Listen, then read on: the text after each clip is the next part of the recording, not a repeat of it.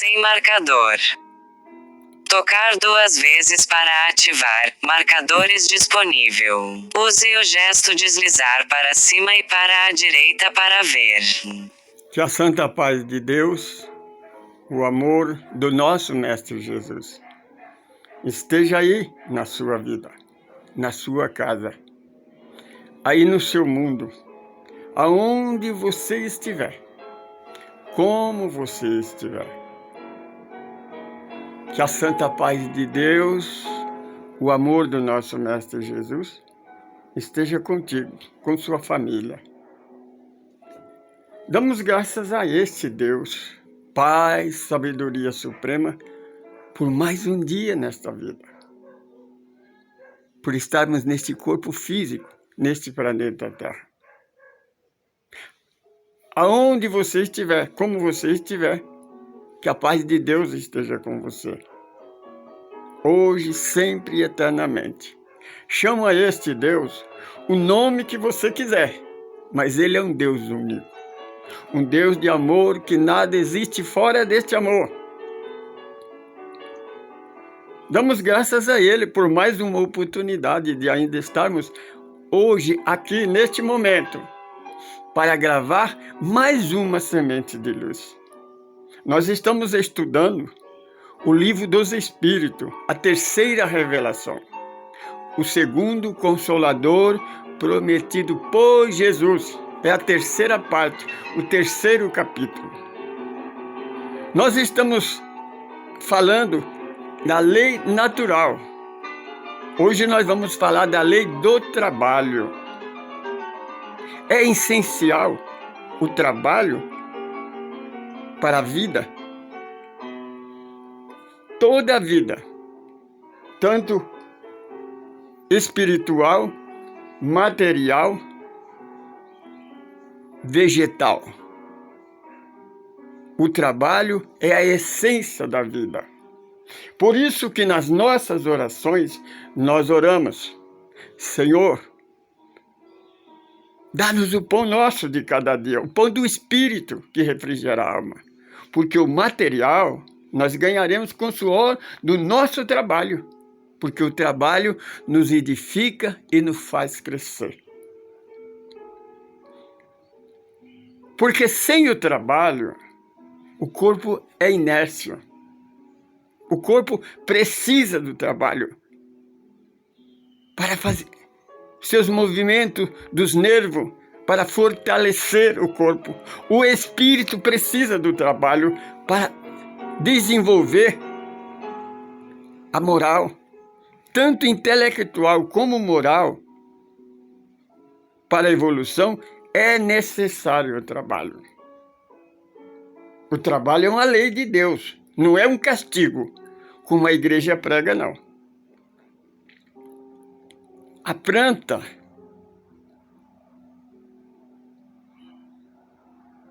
ela precisa do trabalho. O animal precisa do trabalho. O homem precisa do trabalho. O ser humano, ao nascer, ele começa. A primeira coisa que faz o bebê é aprender a virar sozinho. Depois ele aprende a sentar, a ficar de 4 pés, engatear. Depois ele se levanta.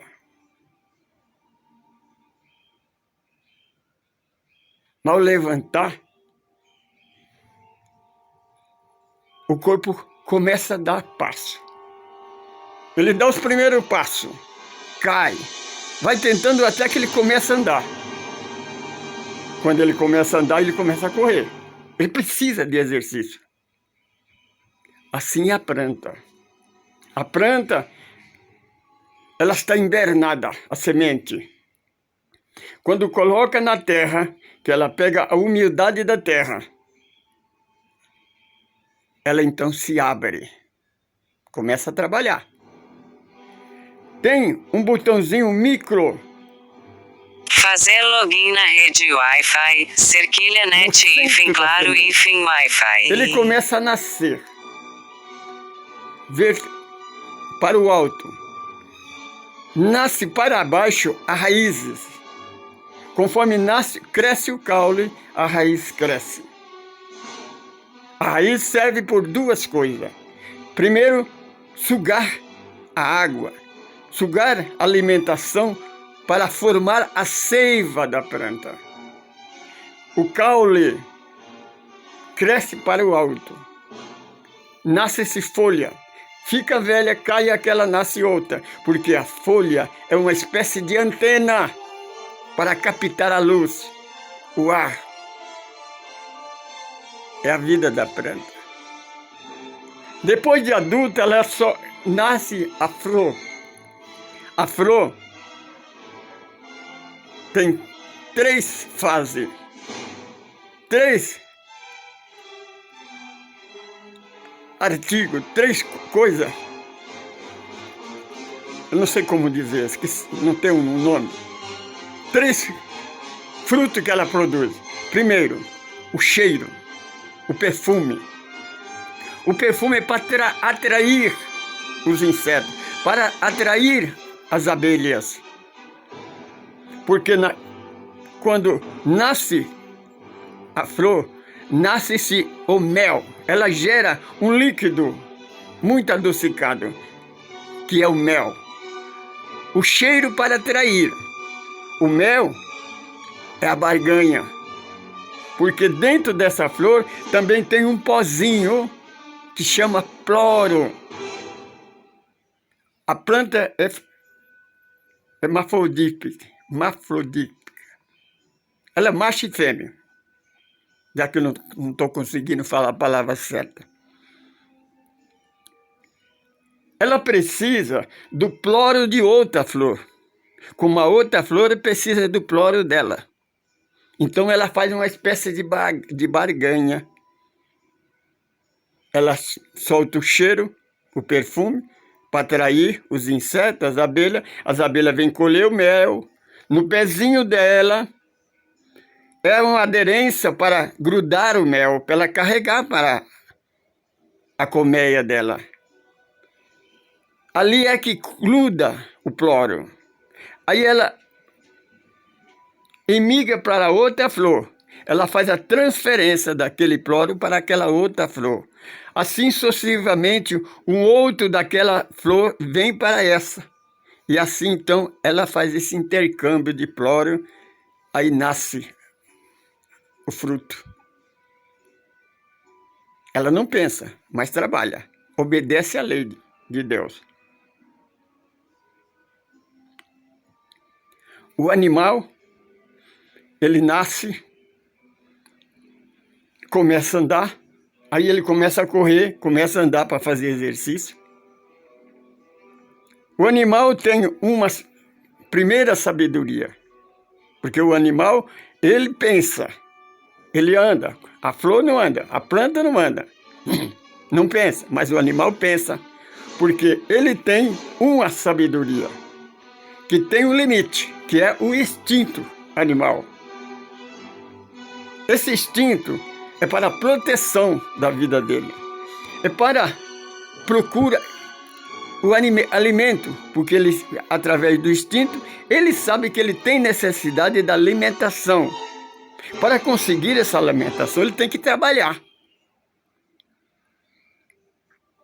Como a flor que solta o cheiro, o perfume, a fêmea precisa do macho. Então, ela solta um cheiro que chamamos de sil.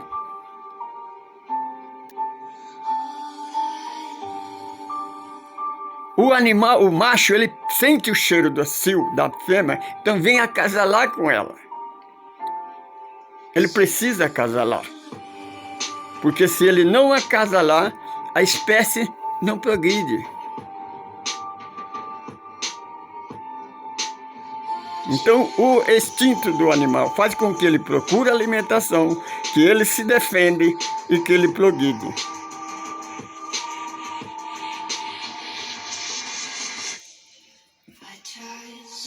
Vamos falar da abelha. Por exemplo, a abelha é um inseto. ele colhe, ele trabalha, ela sai da colmeia dela e procura as flores através do cheiro, com certeza, né? Para colher o mel, porque o mel é que vai tratar, vai dar alimentação para o seu filhote. A abelha, ela faz a sua colmeia, o seu favo, com a tecnologia de engenheiro. As repartições dos favos do mesmo tamanho, da mesma espessura, terminando ao tamanho de uma abelha só. A fêmea vem e bota um ovo. O operário vem e fecha aquele recipiente. Aquele ovo vai nascer o filhote. O filhote vai crescer até que ele próprio abre a parte de cima. Quando abrir a parte de cima, ele já está na fase de adulto, com asa. Aí a abelha alimenta ele com os mel que estão armazenados, até chegar à fase adulta, em que a abelha rainha sai da colmeia. Aqueles novos filhotes daquela família acompanham aquela abelha rainha, onde vai formar uma outra colmeia.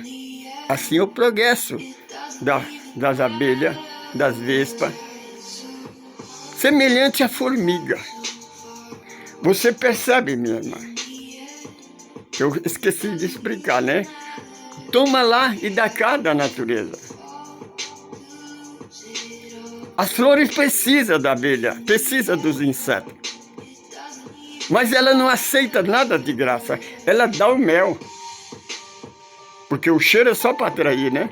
Mas ela dá o mel, para a abelha vir ajudar ela, purificar, né? A formiga, ela trabalha na primavera, verão, fazendo coleta de alimentação, colhendo folhas, e vai armazenando para quando vier o inverno, ela se hibernar. E tem alimentação para ela e o filho dela. Elas botam.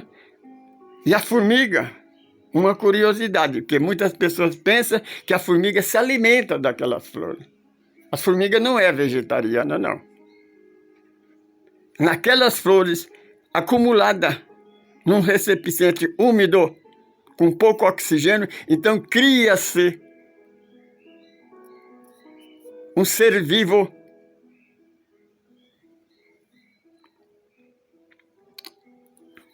então micro-organismo que é a alimentação dela.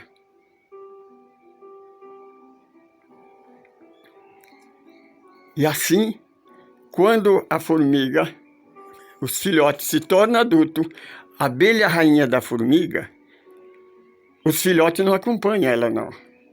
Só a abelha rainha, ela é maior do que as outras e cria asa. Quando ela atinge o adulto, no verão, então ela sai da toca, do formigueiro e voa. Voa até cansar. Quando ela cansa, ela cai por terra. Nela cair, a asa cai. E ela, assim, então, para se proteger, ela entra na terra. Lá na terra, ela vai botar aqueles ovos. Ali está um futuro formigueiro. É assim que forma. A natureza tem a sua técnica.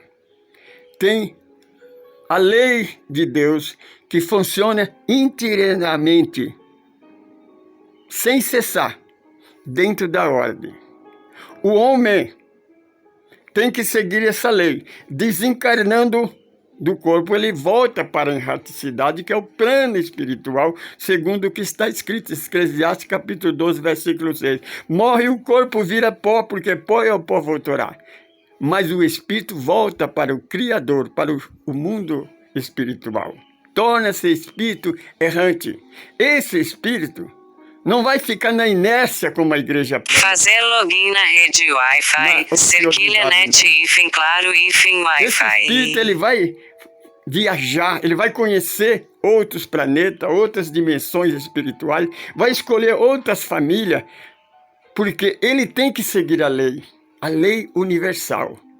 Nascer, morrer, renascer ainda para evoluir sempre. Porque de cada vida, cada reencarnação, cada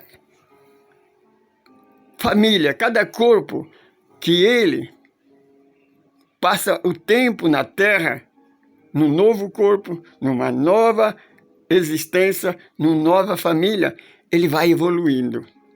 Até chegar na estatura da perfeição, para então emigrar para o mundo feliz. Mas para isso, esse espírito, ele tem que trabalhar.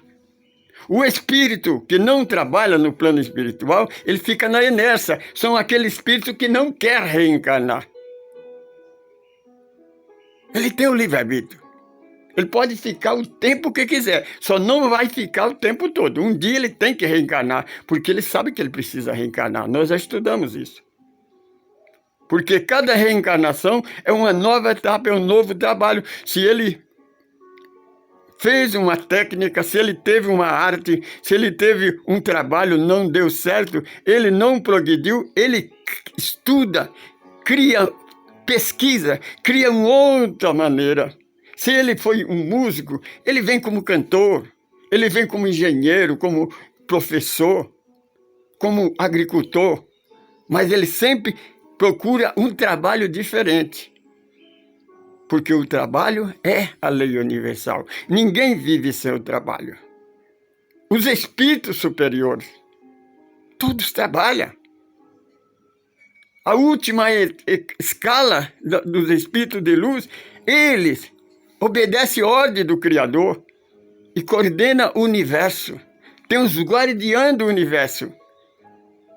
Tem os Cristo que toma conta da galáxia que foi dado a ele. Os espíritos de luz, os espíritos protetores, os anjos da guarda, todos trabalham. Por que nós deveríamos ficar sem trabalhar, se os animais, as plantas, tudo trabalham? É só raciocinar.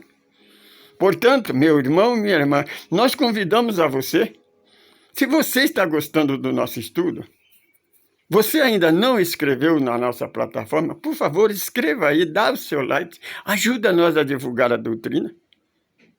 Ajuda nós a divulgar a doutrina, porque segundo Emmanuel, o guia de Francisco Cândido Xavier, que uma das maiores caridades de um ser é pregar a doutrina dos espíritos.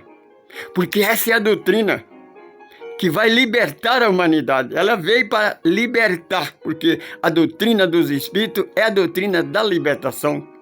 Porque nós sabemos que a religião, desde o começo desse planeta, ela nunca trouxe paz e nem unificação para a humanidade, nem um dia. E não pode trazer.